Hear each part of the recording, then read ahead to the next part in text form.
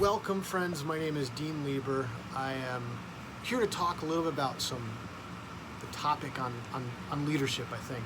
And I think for some of you, if you are a business owner or if you're in a role of leadership or anything like that, I hope that some of these principles might land with you. I'm going to talk about it from the view that I had a mentor mention this whole thing to me, and I thought that this was really great, and I just want to share it with you guys. So I hope that you guys enjoy. I finished a book recently, and I don't have no sponsorships. I'm not that kind of a person. I really don't care, but this is a great book, Primal Leadership. I just finished it. And the reason why I bring it up is the whole purpose behind the book is he kind of talks about there's 6 different main leadership types, and I actually have them up here on the board, and it's visionary, affiliate, democratic, command, pace setting, and coaching. Those are the 6 different. And real quick, Primal Leadership by Daniel Goleman, PhD in psychology, really good stuff. Anyway, so he kind of outlines there's 6 different leadership styles, and I think this is very interesting to be able to kind of like identify it. I learned so much about myself and some of my negative qualities in leadership. But anyway, he has 6 different ones, and we have command and pace setting, which are typically negative. They typically create negative cultures, or they can create negative cultures. But we have visionary, which casts vision for the future, something exciting and new. Affiliate, which is all about like building relationships with your executives and your community and connecting. Democratic, which is building buy-in by asking people to be part of the solution.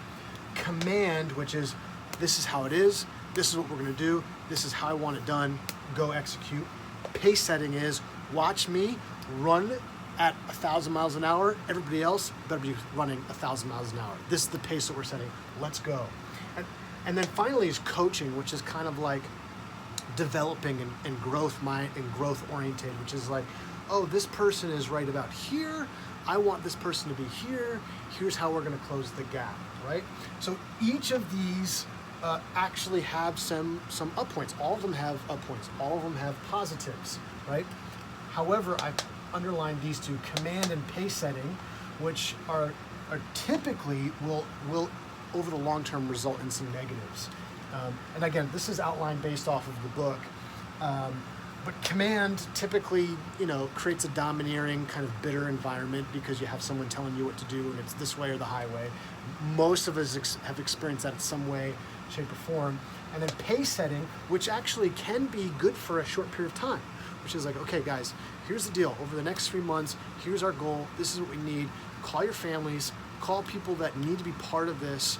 Let them know here's what's going to be asked from the whole team, and we're going to be sprinting for 3 months towards this finish line, towards this production date, towards whatever it is, right?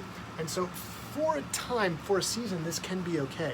Over the long term, you're going to burn people out and you're going to piss people off, okay? The most positive ones are these 4: visionary, affiliate, democratic, and then coaching. And he did highlight, at least from my perspective anyway, it seemed to note that visionary and coaching seem to be the 2 strongest, right? 2 strongest. However, that being said, if you are a leader, and most people are in some capacity are leaders, whether they realize it or not. We all have to start by leading ourselves. So we are leaders. But all of these can be highly effective and highly influential. That being said, I'm going to shift gears a little bit. I'm going to talk about this concept called whitewater, and I think that it's important for us during this season because there's a lot of unknown and there's a lot of uncertainty and there's a lot of scary stuff, right? So whitewater, performance and time, and that's our curve, right? So what we're doing, and let's pretend we're in a company together, right? And we're trending up this curve. Boom, boom, boom, boom, boom. We're trending up this curve and we're growing and lots of growth, lots of good stuff. This is great. And then all of a sudden we start to see things start to flatten out, right? Now, we could think, oh, maybe it's just a maybe it's just a slowdown in whatever, and we're just going to continue as business as usual. And what we see with companies that don't innovate and don't adapt and don't create, Kodak, for example, is a great example. Poor economy of words, I apologize. Is a good example. Kodak is a good example of someone that was kind of stuck in their way, and once things started to slow down, they just started to push harder at what they were already doing. There was no innovating, there was no changing, and then for a company that owned like 90% of market share, because they didn't innovate as technology changed, they crashed, right? They're completely almost non-existent at this point in time, right? Very sad experience. Here's the deal. When we start to see a change, when we start to see things shift, what we want to do is we want to create change in our environments. We want to create change in our cultures, right? And so for a lot of us, what happens is we see this, good leaders will anticipate this, and before things slow down too much, they'll create a change. And what happens when we create change? For all of you that say continued development on this course, you're wrong. Most of the time, initially, when we create change, we go down. What happens is a company, two things will happen. A company will say, well, even our slow trajectory over here was better than what we're doing now, right? And this change, typically when we create change, we go down for a season. But if we handle it well, the change is innovation and it drives growth again, right? The problem is this right here.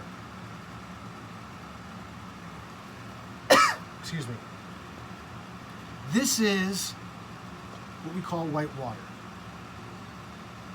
This change, this shift of gears. This is unknown. Things don't seem right. Things don't seem good. We're scared. We're nervous. Is my job going to be here, right? Projections seem to be shifting for the company, whatever else it is. We have a whole bunch of unknowns. Same kind of concept right now for many of us that own businesses in the world with this whole COVID-19 thing. It's like, whoa, holy smokes. Something has influenced our trajectory without our consent, obviously, and now we're forced to adapt. And some of us are thinking, how much longer can I continue to do this? And some of us are sitting into, how can we change our organization for the future? And as a result, we have this white water, boom. Uncertainty, question marks, all this stuff, frustration, right? What do we need in this season? We need leadership. We need leadership. When things are unknown, we need leadership. The best kinds of leadership are typically in this season, we use a different color, it's typically visionary. This is why we see so many of our political figures doing conferences in the AM and in the PM, right? They're trying to cast vision. They're trying to give the community, the society, information to digest, and then they're trying to point us in a direction to go towards. They're trying to point us in the direction. So for many of you guys that are in businesses right now, and you're struggling, and you're confused, and you're frustrated, dude, I hear you, man. My heart goes out, and I don't want to take away from some of the pain that many of you are experiencing, right? Some of the people that you've had to lay off, some of the businesses that have had to temporarily shut down, or for some of you, you're cutting back on your own personal paycheck to pay for your employees. I'm not trying to take away from that struggle or that pain. I'm not trying to take away from what's happening here. And I'm not guaranteeing that everybody's going to have an upswing when this is all said and done. However, what I am telling you, and I am pushing into you, is right now, we need leadership. If you own, you manage, or you lead a team, a company, a community. It is your opportunity to cast some vision, inspire some people, and motivate those around you. Yeah, you may not have all the answers. I don't have any answers, right? All I know is it's important to mobilize people who can cast vision and create some positive energy in our communities. That's what I know. That's what I know is true. That's what I know is real, okay? Here's the deal. Innovation, change, thinking outside the box. Constraint, this is important. Constraint breeds innovation. Ooh, that's good. Constraint breeds innovation. Right now, many of us are operating on less money, less resources, or we're operating out of our basement. That's where I am, okay? Constraint, we're feeling constraint. Now is the opportunity for you guys to lead and to innovate. Lead strong, lead your people with vision, clear vision, inspire them, motivate them, show them a future that's worth believing in, okay? Lead strong, and then innovate. What does the future look like? What does the future look like if this is our new normal? What does the future look like for the Northeast for snow days, for school, public schools? The reality is that snow days never have to look the same ever again, right? And we never have to extend the end of the school year because of snow days in the Northeast. Thank you, Zoom, right? So thinking about that, let yourself innovate, let yourself create. Pull a whiteboard out and just start writing ideas down. As crazy or as absurd as they may be, write them down anyway. You have no idea what that small little seed might turn into something really big in the future, okay? Guys, my heart goes out to all the people that have no idea where you're at, what your future looks like, and you're living day to day. I understand that, and I want to show some empathy to those people. However, this is a call to arms for those of you that are leaders in your community. This is a call to arms. This is for you guys that's like, man, I have people depending on me, or maybe you have nobody really depending on you, but you are someone that can motivate, inspire, and lead other people. Here is your opportunity to create some vision. Here is your opportunity to inspire, and here is your opportunity to motivate people to something bigger than you, bigger than any of us individually, okay? Guys, I hope you enjoyed it. If you have any questions, don't be afraid to reach out. If I can help in any way, if me and my family can help out in any way at all to any of you guys, don't be afraid to reach out. Here's my number, 518-894-5582. You can call me, you can text me. I don't care. If I can help, I will absolutely help. Guys, God bless you. Stay safe. Remember, learn, grow, teach.